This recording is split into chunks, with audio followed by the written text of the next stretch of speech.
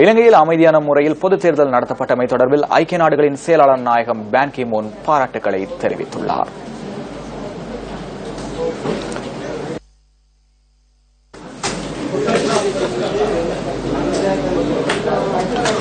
ஐக்கிய நாடுகள் செயலாளர் நாயகத்தின் ஊடக பேச்சாளர் விடுத்துள்ள அறிக்கை ஒன்றில் இந்த விடயம் குறிப்பிடப்பட்டுள்ளது.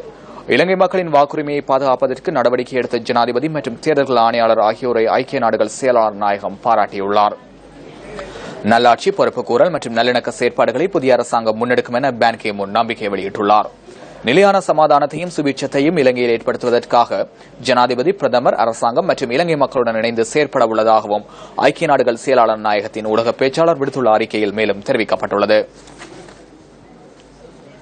ஜனநாயகத்தையும் சட்டவாட்சியையும் பிரதிபலிக்கும் வகையில் இலங்கையில் பொதுத் தேர்தல் நடத்தப்பட்டமை தொடர்பில் அமெரிக்கா பாராட்டுகளை தெரிவித்துள்ளது.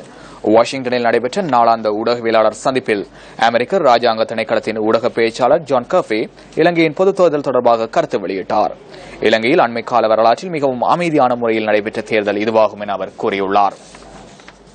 பொதுத் தேர்தல் சுதந்திரமாகவும் நீதியாகவும் நடத்தப்பட்டமை தொடர்பாக தேர்தல்கள் ஆணையாளர், சிவில் சமூகம் மற்றும் வேட்பாளர்களுக்கு அமெரிக்கா பாராட்டுகளை தெரிவிப்பதாகவும் ஜான் கர்பி குறிப்பிட்டுள்ளார்.